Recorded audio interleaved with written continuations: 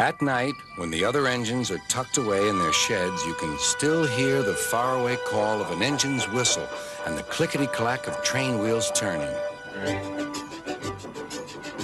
This is the sound of the mail train.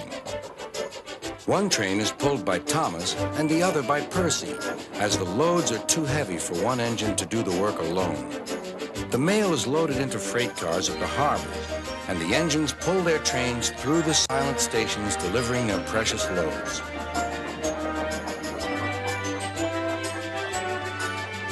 On a clear night, a big shiny moon brightens their journey, but often Thomas and Percy can't even see the stars.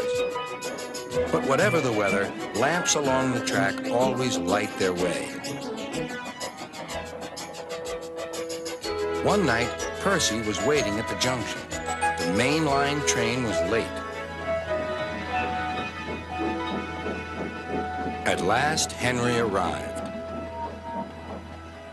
Sorry, he puffed. The mail boat from the mainland was delayed. Come on, Percy, said his driver. Let's make up for lost time. Percy puffed along as quickly as he could, but the sun was already rising as he finished his work. Never mind, thought Percy. It's nice to be up and about when it's the start of a new day and there's no one else around. Percy was not alone for long. Bother, said Percy. It's that dizzy thing, Harold. Good morning, whirred Harold.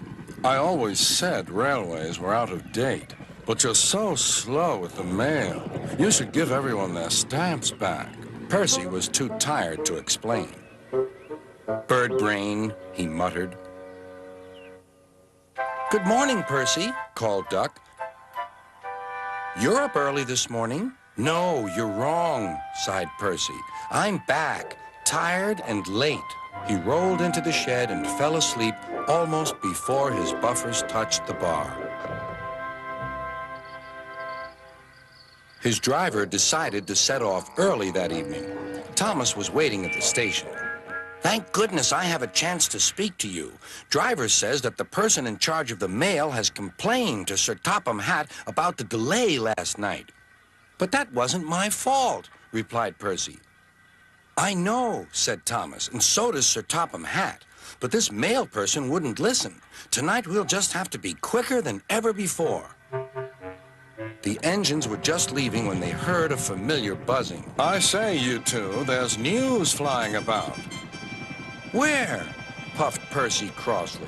All over the place. They're going to scrap the mail train and use me instead. Wings work wonders, you know. Always. Rubbish, huffed Thomas. That night, everything ran like clockwork. Thomas and Percy steamed through the stations, making good time everywhere they went.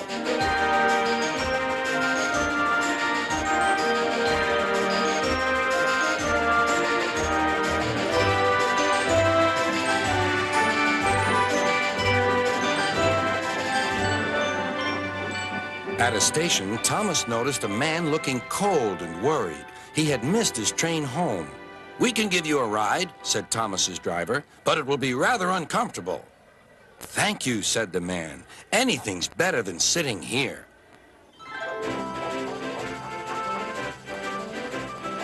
The next afternoon, Percy passed the airfield and saw Harold. Hello, Lazy Wings. Are you too tired to fly today?